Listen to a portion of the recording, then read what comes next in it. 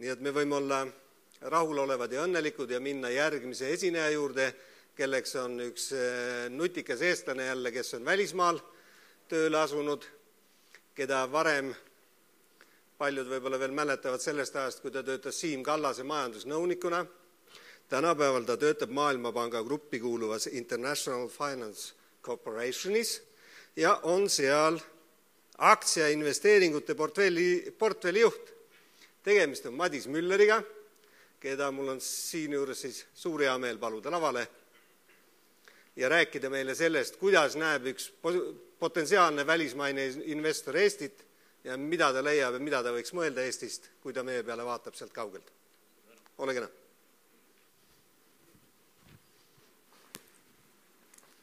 Tere pärastlõunat kõigil minu poolt. Lõunasök liiga raske ei olnud, et ma loodan, et keegi magama ei järgmise 30 minuti jooksul ja püüan ka üsna mitmeid erinevaid teemasid oma kõne sisse pikkida, nii et loodan, et saab olema piisavalt huvitav jälgida. Et sissejuhatuseks siis nii palju, nagu mainitud sai, töötan Maailmapanga gruppi kuuluvas IFC-s, tegelen igapäevaselt aktsiainvesteeringutega ning me investeerime siis eranditult niinimetatud arenevatele turgudele. Seetõttu on mu kommentaarid informeeritud ühelt poolt sellest, mida ma igapäevaselt oma töös näen, kuid teiselt poolt siis ka erinevate pankade ja maaklerite ja teiste institutsioonide aruannetest ja kommentaaridest, mis päris palju minu lauale ka jõuavad. Ja Mary Stokesi tööd olen ka huviga lugenud. Aga igaks juhuks ütlen nii nagu ka Sutt enne, et see kommentaar siiski peegelt minu isiklikke seisukohti, mitte IFC ega Maailmapanga omi. Ettekande plaanisin jaotada 3 ossa. Esiteks konteksti loomiseks pisut mõned märksõnad teemale, et kas majanduskriis globaalsel tasemel on lõppenud või mitte, ja seda siis eelkõige finantsturgudel toimuva vaatenurgast. Ja loodetavasti mul vähemalt paar erinevat pilti sellest, mis eelnevad ettekandjad on juba näidanud. Teiseks üritaksin siis eelneva põhjal kommenteerida, millises valguses võiks Eesti täna paista investoritele ning milliseid riske nad siin eelkõige võiksid näha. Ning lõpetuseks siis mõned konkreetsemad mõtted või ideed, mis Eestis toimuvat jälgida püüdes on silma jäänud ja mis võiksid olla, ma arvan, et Eesti majanduse pikaajalise kasvu ja arengu seisukohast olulised. Nüüd, kuigi see ettekanne sai välja reklaamitud kui võimalik vaade Eestile eelkõige välisinvestori seisukohast, siis ma arvan, et tegelikult ei olegi siin nii suurt vahet, et kas tegemist on ühe portfelli investoriga, kes üritab väike osalust mõnes Eesti ettevõttes osta või mõne väliskorporatsiooniga, kes tahab siia mõnda tehast püsti panna või filiaali asutada ja miks mitte ka Eesti ettevõtjaga, kes mõtleb, kuhu oma järgmist investeeringut teha. Et põhimõtted, mida silmas peetakse, ma arvan, on suures osas sarnased. Nii, vaatame, kuidas see töötab. Üldiselt levinud on seisukoht, et aktsiaturud on nii-öelda tulevikku vaatavad. Ehk siis teisisõnu investorid mõistavad, et olukord majanduses on paranemas enne seda, kui seda võib-olla reaalselt statistikast näha on. Ja nüüd, kui vaadata, mis siis on aktsiaturgude toimunud alates 29. aastast, ja ma vabandan, et see ekraan on vist pisut väike nendele, kes tagapool istuvad, aga põhimõtteliselt vasakpoolne pilt siis näitab, et tõesti aktsiaturgudel on olukord oluliselt paranenud ja siis uskudes seda teooriat võiks siis väita, et tõepoolest majanduskriis selleks korraks on möödas. Samuti on ka muid positiivseid näiteid reaalmajandusest, näiteks tööstustoodangu kasv, mis 2008. aasta lõpuks oli väga sügavas languses, on tugevalt tagasi tulnud enamikes riikides. Ning mõlemalt pildilt peegeldub ka teema, mida eelnevad kõnelejad juba puudutasid ja millest mina ka räägin, ehk siis erinev olukord niinimetatud arenenud, ehk siis traditsioonilistes lääne tööstusriikides ja siis arenevatel turgudel. Ja siis aktsiaindeksit vaadates siis sinine kõige kõrgem joon on siis need niinimetatud arenevad turud. Ja tõesti nii aktsiaturud kui siis ka reaalmajanduse näited on täna just seal oluliselt paremad. Kuigi leidub ka positiivseid märke, nagu eelmisest pildilt näha, siis minu arust on turgudel täna näha ka palju ebaharilikke olukordi. Valitsuste ja keskpankade roll kriisist väljumisel on olnud erakordselt suur ning keskkond, milles täna nii valitsused kui keskpangad ennast leiavad, on kindlasti endiselt kaugel tavapärasest. See graafik näitab ühte minu arvates väga huvitavat olukorda, mis täna näiteks Ameerikas valitseb, kus Föderaalreserv mitte ainult ei hoia intressimäärasid nulli lähedal, vaid sisuliselt siis kasutab ka oma bilanssi selleks, et valitsuse võlakirju osta ehk piltlikult trükib uut raha, mida valitsuseks kulutada. Punane joon sellel pildil näitab niinimetatud 5 aasta tootlust niinimetatud inflatsiooni vastu kaitstud võlakirjadelt, mis on siis võlakirjad, mille nimiväärtust iga-aastaselt korrigeeritakse vastavalt ametlikule inflatsiooninumbritele, tagamaks siis investoritele kokku lepitud nii-öelda reaalse ehk inflatsioonijärgse tootluse. Ja nagu te näete, siis täna leidub investoreid, kes on sisuliselt juba nõus ette kokku leppima, et järgmise 5 aasta perspektiivis ma olen nõus inflatsioonijärgselt oma raha kaotama. Ehk tootlus sellistelt instrumentidelt on negatiivne. Minu arvates on väga suur vahe, kas ma kardan, et mu investeeringud võib-olla ei ületa inflatsiooni või ma kohe ette põhimõtteliselt olen nõus oma nii-öelda kaotust tunnistama. Tegelikult sel fenomenil on mitu põhjust, alustades kas või puhtalt matemaatilisest, et kuivõrd nominaalintressimäärad on väga madalad, siis ja mingi inflatsiooni ootus inimestel on, siis paratamatult kukub see joon miinusesse. Ja samuti võib seda käsitleda siis ka kui kindlustuspoliisi ootamatult kõrge inflatsiooni vastu, kuid kindlasti on olukord ebatavaline. Väga põhimõtteline muutus, mis on viimase 2 aasta jooksul aset leidnud eelkõige tööstusriikides, on see, et suur osa liigsest võlakoormast ja seega siis ka riskidest majandustes on liikunud erasektorist valitsussektori kanda. Samal ajal, kui valitsused proovisid kriisi leevendada erinevate piisavalt kulukate abipakettidega, on ettevõtted jätkuvalt jõuliselt oma laenukoormust vähendanud. Samuti on laenukoormus paljudes riikides vähenemas majapidamistel, kes pigem üritavad siis säästa ja kuhjunud võlgasid tagasi maksta selle asemel, et jätkuvalt uue laenuraha toel tarbida nii nagu vanasti. Ja see vasak graafik siis, millest tegelikult Sutt näitas enne täpselt sama aasta 2011 kohta, see siis illustreerib valitud valitsuste sõltuvust võlakirjaturgudes, ehk siis kui palju valitud riigid sel aastal on sunnitud raha juurde laenama, et oma kohustusi ja kulutusi katta. Et nüüd nimekirjas esimene riik Jaapan, mis paistab väga selgelt teistest välja, on omaette fenomen, kuna Jaapani riigi võlakoormus on juba aastaid olnud väga suur ja kuid neid aitab hakkama saada see, et Jaapani elanikkond säästab väga palju ja huvitaval kombel peab mõistlikuks siis suure osa oma säästudest paigutada praktiliselt mingit intressi teenimata oma valitsuse võlakirjadesse.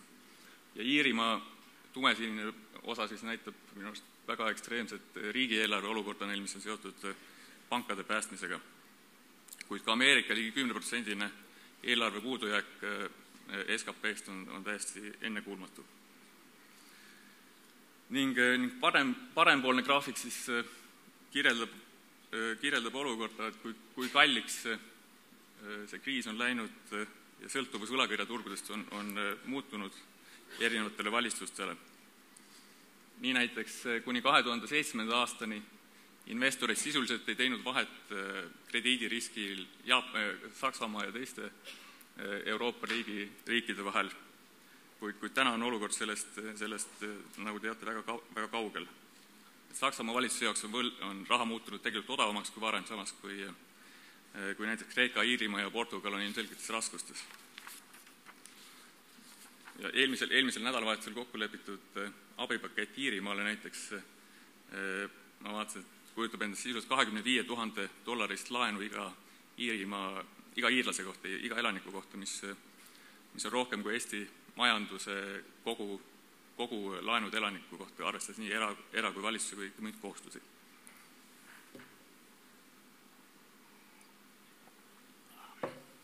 Nii. Nüüd võib-olla ma olen pisut imelik, et sellised imelikud graafikud mulle nii palju huvi pakuvad, aga see see on veel üks viimane huvitav fenomen, mida ma siis lühidalt puudutaks, et nimelt intressimäärad tugevamate ettevõtete jaoks on tänaseks muutunud madalamaks kui valitsuste jaoks riikides, kus nad toimetavad.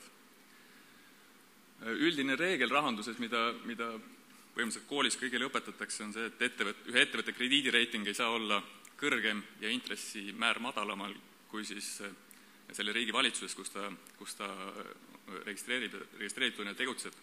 Ja loogika on siis selles, et valitsus on alati tugevamas positsioonis, kuna valitsus saab eelarveprobleemide korral tõsta makse, tõsta nende samade edukate ettevõtete maksukoormust ja seetõttu jõupositsioonilt alati peaks valitsuse rahaline positsioon olema justkui tugevam. Aga täna see reegel enam ei kehti, huvitaval kombel on näiteks Portugali Telekomi jaoks on raha, nagu näete, odavam kui Portugali valitsuse jaoks. Nüüd siin ma pean jälle vist vabandama tagapool istujate ees, aga esimesel slaidil sai juba viidatud olukorra erinevusele, milles leiavad ennast täna nii nimetatud arenevad riigid ja siis arenenud riigid ja arenevad turud.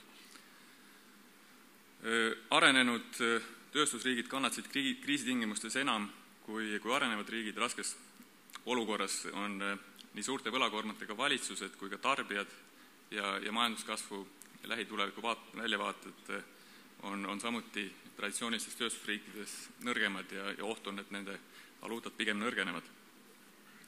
Ja seega ei ole põhjust imestada, et jälle on populaarseks muutunud investeerimine eelkõige just arenevatele turgudele.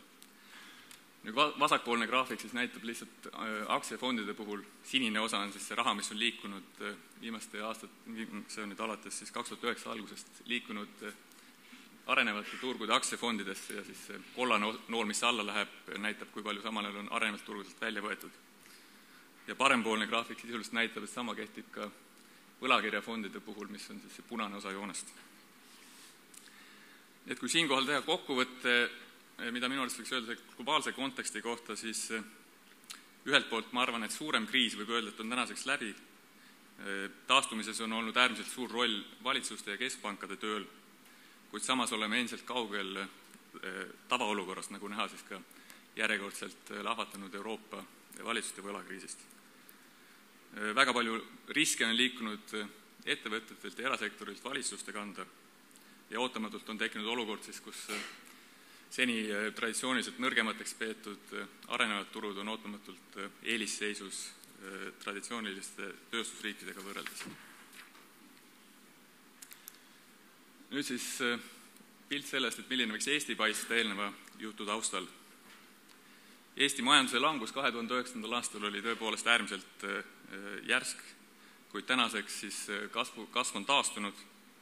Samas ei ole ette näha, et me jõuaksime peagi tagasi 10% ligi ulatuvaste aastaste kasvunumbrite juurde. Äärmiselt muljetavaldav minu arust on olnud aga Eesti valitsuse võime sellise kriisi tingimustes hoida jätkuvalt konservatiivse eelarvepoliitika joont ja tagada, et siis said kõik eurotsooniga liitumiseks vajalikud tingimused.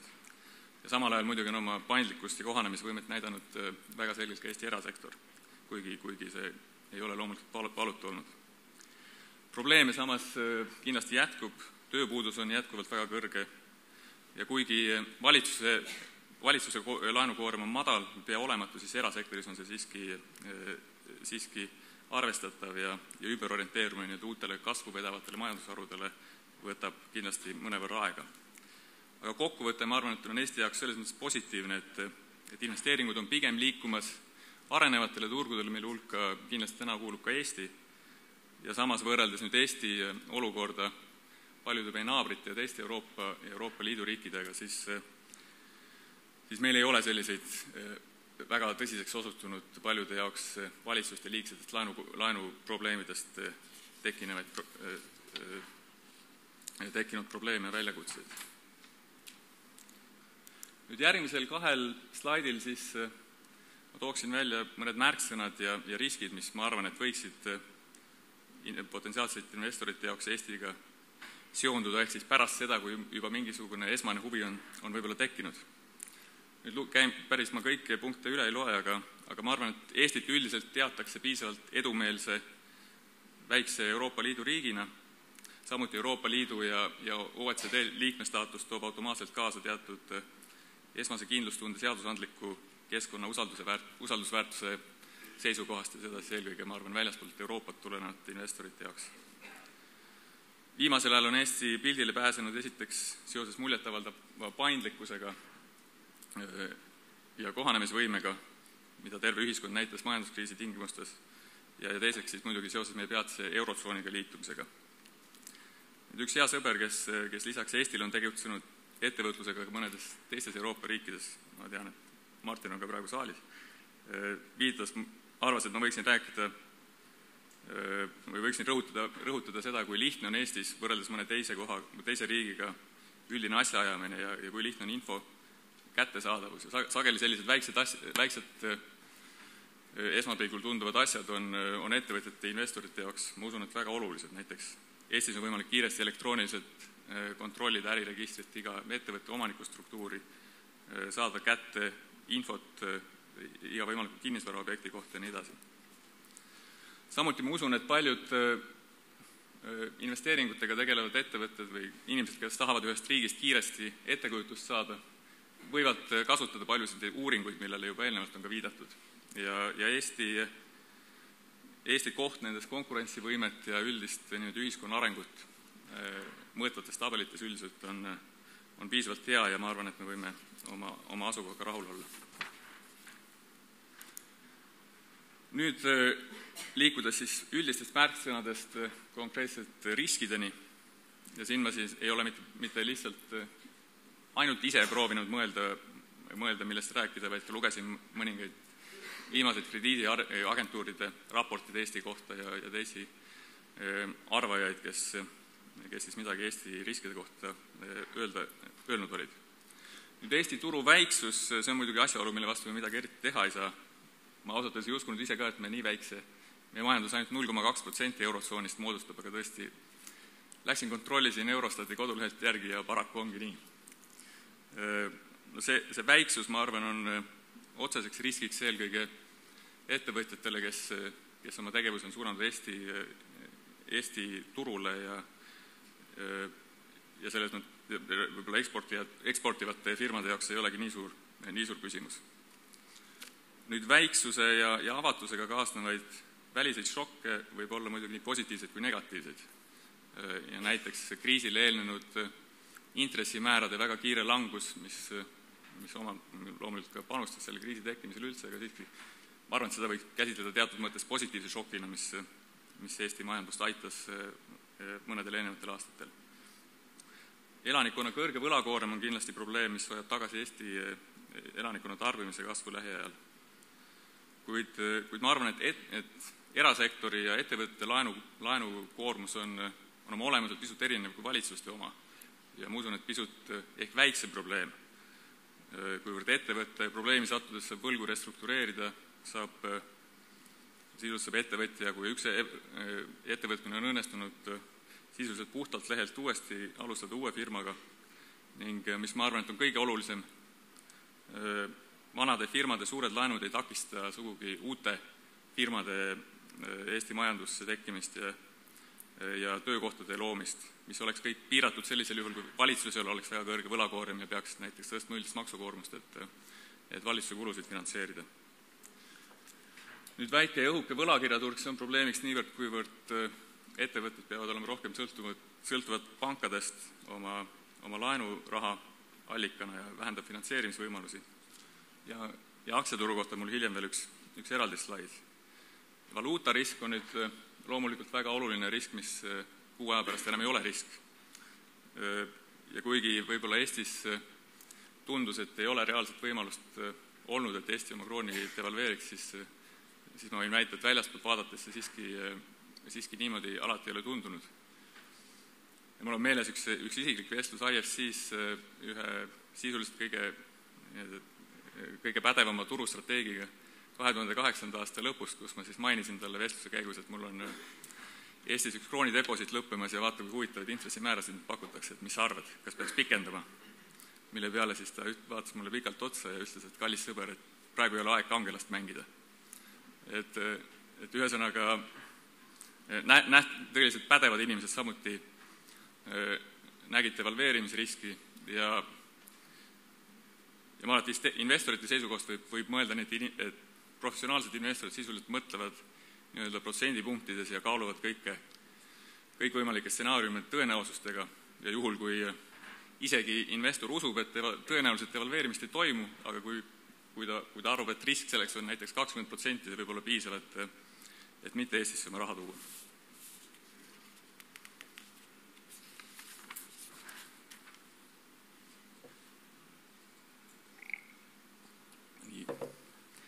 Kuivõrd lubatud sai, et ma räägin muljest, mida Eesti võib jätta potentsiaalsele investorile esimese 30 minutiga, siis ma ei usu, et palju rohkem tegelikult 30 minutiga jõuaks teada saada. Et seetõttu oleks võib-olla kohane teha väike kokkuvõte ja seejärel siis ma räägiks paaril pisut konkreetsemal teemal. Samuti Eesti majanduse seisukohast ma arvan selge, et kõige raskemad ajad selles kriisis on praeguseks möödas, nii nagu ka teistes riikides. Ma siiralt usun, et Eesti väljavaated lähiaja kasvuks majanduses on oluliselt paremad kui mitmetel teistel Euroopa riikidel, kes kannatavad üle jõu käivate valitsust kohustuste all, mis nende jaoks ilmselt tähendab maksukoormuse tõstmist lähitulevikus ja seega siis ka majandustegevuse pidurdumist. Eestil samaväärseid probleeme riigi tasandil ei ole ning oma paindlikkust on suutnud tõestada ka eraettevõtted. Samas on selge, et struktuursed muudatused Eesti majanduses peavad jätkuma ning ma usun, et kindlasti on vaja erinevalt eeskätt just tarbimise poole tagasihoidlikkuse tõttu on vaja järjest enam keskenduda ekspordisektorile. Nüüd konkreetsemate teemade juurde minnes, ma mõtlesin ka minna lihtsama vastupanu teed ja viidata kõigile teistele tarkadele mõtlejatele, et kuivõrd ma ise võib-olla ei olegi sama tark, aga viidata ühesõnaga erinevatele uuringutele. Esimene sellest, mida veel ei ole teised maininud, on ka üks Maailmapanga raport, mis siis sisuliselt mõõdab valitsuse ja avaliku sektori töö tõhusust üldiselt ja samuti ka mõned erinevad aspektidele keskendudes. Ja võrreldakse siis 200 erineva umbes riigi valitsemise kvaliteeti. Ja siin, nagu näha, see tulp on põhimõtteliselt positiivne ja me oleme nii-öelda top 9 hulgas 10 protsentuaalselt regioonis, mis siis antud juhul on Maailmapanga definitsiooni järgi Euroopa ja Kesk-Aasia. Võib-olla me ei ole kindlad, kas me oleme täpselt õiges grupis, millega võrrelda, aga vähemalt siin Eesti paistab väga hästi välja. Ja see on ka uuring, mida ma võin kinnitada, et investorid vaatavad, kuna ma sellest tegelikult enne ei teadnud, kui ma lugesin Standard & Poor'si viimast väljaannet Eesti reitingu kohta, siis seal oli viide faktile, et Eesti kogu reiting selles uuringus on regiooni parim. Ja samuti on nähes paranemist 2009. aastal võrreldes 24-ndaga. Ausalt öeldes ma imestan, et see poliitilise stabiilsuse näitaja on seal suhteliselt kõige kehvem, kuna objektiivselt vaadates minu arust Eesti valitsuse stabiilsus kindlasti on olnud suhteliselt hea võrreldes paljude teiste riikidega, eks siin mängivate hinnangud inimeste poolelt. Nüüd kõige suurema lugejaskonnaga populaarsusega Maailmapanga ja IFC poolt välja antav uuring üldse on see niinimetatud Doing Business raport, millele sai juba ka viidatud ja mis siis võrdleb ettevõtluskeskkonda 183 erinevas maailma riigis. Ja tegemist on selles mõttes teistest uuringutest erineva väljaandega, kuna siin ei küsita mitte kellegi subjektiivset arvamust mingite probleemide kohta, vaid selle asemel kasutatakse siis väga konkreetse keskmise suurusega ettevõtte näidet ning seadustest ja kõikvõimalikest reeglitest näpuga järgi ajades ja kohalike ekspertidega suheldes tehakse kindlaks, kuivõrd esiteks raha ja samuti ajamahukad on erinevad ühe ettevõtte jaoks vajalikud protseduurid erinevates riikides. Jälle ma kardan, et seda tegelikult näha ei ole, aga taharitta, aga ma räägin siis mõnest konkreetsemast näitest. Kui nüüd vaadata parempoolset tulpa, mis näitab Eesti positsiooni suhtelist muutust erinevates alamindeksites ja kokku me oleme 17. positsioonil olnud mitu aastat juba, siis kõige suurem positiivne hüpe on toimunud nii-öelda krediidi kättesaadavuse kategoorias, mis siis on seotud laenutagatiste küsimuse parema reguleerimisega Eestis.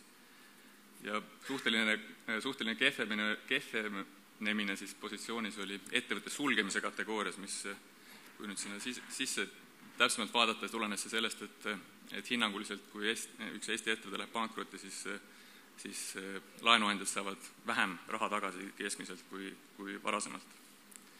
Üks konkreetne näide, millest tahaksin veel rääkida, puudutab investorite kaitset, mis on nüüd vasakpoolselt keskmisest reas välja toodud ka üks kui pigem probleemne valdkond selle uuringu arvates. Nimelt ma olen tõsise huviga jälginud Tallinna Vee ümber toimuvat vaidlust, kuna tegemist minu hinnangul on potentsiaalselt pisut ohtliku olukorraga. Ja ma saan aru, et üldine seisukoht Eestis on, et monopoolses seisus Tallinna Vee-ettevõtjal läheb numbreid vaadates liiga hästi ja võib-olla see on ka tõsi ja loomulikult tuleb tarbija huvide eest seista. Kuid teema minu arvates on pisut laiem, lihtsalt seetõttu, kuna ettevõtte erastamisel sisuliselt lubati täiesti tõsistele investoritele väga konkreetsed tingimused konkreetseks perioodiks, sealhulgas siis täpne valem, kuidas vee hinda tuleks arvutada. Ja ettevõte siis, investor loomulikult siis maksis selle ettevõtte eest just arvestades neid tingimusi ja tehes oma kalkulatsioonid, et palju sellised tulevased rahavood väärt võiksid olla. Mistõttu ma arvan, et on väga riskantne nüüd tagantjärgi valitsuse poolt jõupositsioonid selliseid mängureegleid mingit kompensatsiooni pakkumata muutma hakata. Ja võimalik, et ma ei tea muidugi kõiki asjaolusid ja kriitika ei ole õiglane, aga ma räägin positsioonist, kuidas Eesti võib välja paista pealiskaudsel vaatamisel, et ma arvan, et siin on väike probleem. Lihtsalt tasuks olla selliste asjadega ettevaatlik.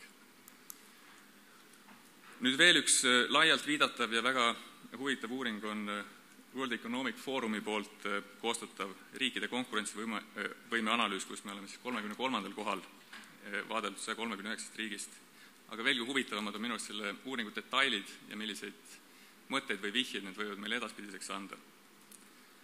Nüüd nagu sealt vasakult poolt ülevalt võib aru saada, siis uuringu autorite seisukoht on, et Eesti majandus on täna nii-öelda vahefaasis ja liikumas majandusmudelilt, mille aluseks on efektiivsus ja või millegi sisuliselt võimalikult odavalt tootmine, siis majandusmudeli poole, mille aluseks on innovatsioon ja teadmised. Ja ma arvan, et küsimus Eesti jaoks on, et mida me peaksime tegema, et see hüpe võimalikult kiiresti ja võimalikult hästi teha sinna viimasesse kategooriasse. Ja parempoolsed tulbad siis kirjeldavad probleeme, mida ettevõtjad näevad Eestis ja mis ma arvan, et võivad meil selles küsimuses ideid anda. Nüüd esimene on ligipääs finantseerimisele, mis kriisitingimustes ma arvan, et on mõistetavalt üsna kõrgel kohal. Aga teine probleem oluliselt, mis on välja toodud, on siis kvalifitseeritud tööjõupuudus. Ehk siis küsimus, et kust saada sellise moodsa majanduse ülesehitamiseks tarvilikke vastavalt kvalifitseeritud inimesi. Ma arvan, et huvitav asi seejuures, mida vaadata, on näiteks erialad, mida Eesti ülikoolides tudengid õpivad ja mõelda, et kas see siis on vastavuses sellega, mida järjest suurema lisandväärtusega teenuste ja toodete peale orienteeritud majandus võiks oodata. Ja vastus on, et minu arvates päris kindlad me ei saa selles vähemalt olla. Nüüd huvi pärast ma leidsin andmed ka Singapuri kohta, mis on teine väike avatud ja edukas väike riik ja jõudnud Eestist pisut kaugemale. Ja nemad samuti avaldasid siis statistikat, et mida nende tudengid õpivad. Nüüd näha on, et näiteks Singapuris on täpselt 50% tudengist õpivad inseneri, IT, loodusteaduste, füüsika seotud reaalained. Nüüd Eestis samalaadseid erialasid õpib 18% tudengitest. Ja väga tugeval kohal oleme me näiteks ärijuhtide ja juristide ja sotsiaalteadlaste koolitamisel. Et loomulikult on ühiskond vajab igas valdkonnas haritud ja kvalifitseeritud inimesi, kuid ma arvan, et meie majandusedu pikaajaliseks aluseks ei saa olla see, et meil on maailma kõige paremad ärijuhid ja kõige tublimad advokaadid, samas kui enne oleks vaja ettevõtteid, mida juhtida ja millele juriidilist nõu anda. Ja nüüd see viimane uuring, millele viitan, puudutab eriti, ma arvan, Eesti-suguse väikese riigi jaoks olulist küsimust ehk müügitööd ja enda teenuste eeliste tutvustamist maailmale, kuna see ei pruugi lihtsalt väikse riigi puhul välja paista. Nüüd paari nädala eest sattusin jälle pooljuhuslikult lugema ühest Maailmapanga uuringust, milles hinnati just erinevate riikide investeerimisagentuuride töö tõhusust. Ja uurisin siis täpsemalt, et mis seal Eesti kohta arvatakse ja välja tuli, et siis on vaadatud Enterprise Estonia või EAS-i esiteks kodulehel pakutava informatsiooni olulisust ja kas see vastab küsimustele, mida potentsiaalne investor võiks vajada, võiks küsida. Ja mis minu arvates veelgi huvitavam on siis, et uuringu koostajad kontakteerusid EAS-iga ning esimesel juhul mängisid, et nad on investorid, kes tahavad Eestisse püsti panna uut tootmisettevõtet ja teisel puhul siis, et nad on huvitatud IT-teenuste valdkonnas uue ettevõtte või üksuse toomist Eestisse. Ja kui nüüd üldist tulemust vaadata, mis on ülevisel tabeli osas näha, siis võrreldes regiooni jälle Euroopa, Kesk-Aasia, Ida-Euroopa tulemusega me oleme suhteliselt enam-vähem hea, et meie tulemus 56% võrreldes regiooni 51% keskmiselt. Aga samas on ka veel mille kallal tööd teha, et nii-öelda maailma parimad riigid selles valdkonnas said 89% punktidest. Aga huvitav oli minu arust just see, et näiteks customer care ehk siis kuidas nii-öelda klienditeenust pakuti, selles osas saime 0 punkti, ehk siis sisuliselt mingit infot pakuti, aga reaalselt müügitööd ei toimunud või ei küsitud, kas tegelikult ka kasu oli sellest, mis me andsime ja mida me võiksime veel teha. Et võimalik, et siin oli üks ametnik, kellel ei olnud kõige parem päev, kui seda küsimust esitati, aga ma arvan, see on näide sellest, et vähemalt kõike ei ole veel tehtud, mida Eestis võiks teha.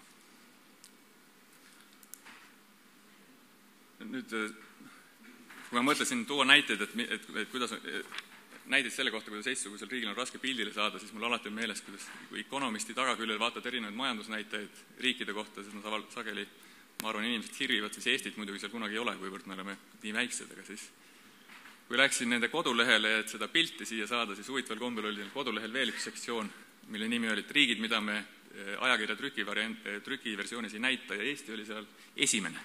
Võib-olla meil on siiski lootust. Ja viimane kommentaar siis otseselt veel minu valdkonnast.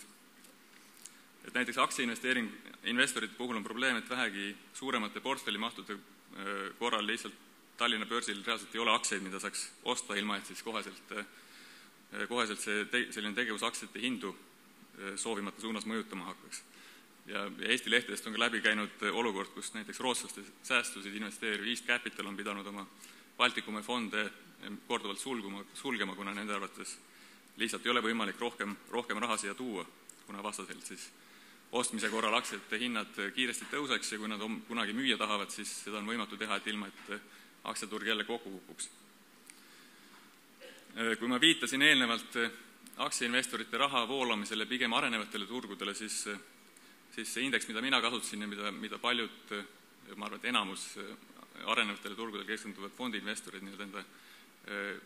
enda benchmarkiks või oodatava tootluse võrdluspunktis kasutavad, on Morgan Stanley poolt välja antud MSCI indeksid. Ja huvitav on näiteks see, et Eesti sinna arenevate turgude indeksisse üldse ei mahugi, vaid me oleme nii-öelda frontier ehk siis ääreriikide indeksis, äärealade indeksis, mis siis sisaldab kas väga väikseid turge või siis aktsiaturge, kus mingil puhul on veel nii-öelda institutsionaalselt ei olda valmis suurte välisinvestorite raha vastu võtma. Ja sinna üldiselt siis investeerivad need kõige riskialtimad investorid ja julged hundid. Nüüd võib küll väita, et lühiaegsete sageli portfelliinvestorite riiki meelitamine ja aktsiaturul toimub võib-olla ei olegi valitsuse jaoks niivõrd oluline või majanduspoliitika jaoks mingi märkimisväärne prioriteet. Kuid ma arvan siiski, et arenenud aktsiaturu olemasolu on sageli tähtis esiteks kasvavatele ettevõtetele, kelle jaoks on see täiendav kapitali hankimise allikas ja samuti annab kohalik aktiivne aktsiaturg ka kindlustunud ettevõtjale, et neil on tulevikus võimalik ka aktsiaturu kaudu oma investeeringust väljuda. Ühesõnaga kokkuvõtteks siis ma usun, et Eesti majandusarengu edu võtmed pikemas perspektiivis võtavad ehk kolm hüüdlauset kokku. Et esiteks, ma arvan, et on oluline jätkata mõistliku majanduspoliitikaga, mida Eesti valitsus seni on rakendanud. Samuti, ma arvan, pikas perspektiivis on väga oluline, mis toimub Eesti haridussüsteemis ning peame üritama me tahame liikuda võimalikult väärtuslike ja keerukate ja suurt lisandväärtust teenivad teenuste ja toodete ekspordi suunas, siis võib-olla peab midagi muutma. Ja rõhuasetus viimases punktis on, ma arvan, ka sõnal müüma, kuna just meiesuguse väikse riigi puhul see müügi aspekt on võib-olla veelgi olulisem kui mõnel teisel riigil. Siinkohal ma siis lõpetaks. Pisut läks üle, vabandan selle pärast, aga loodetavasti oli huvitav. Aitäh!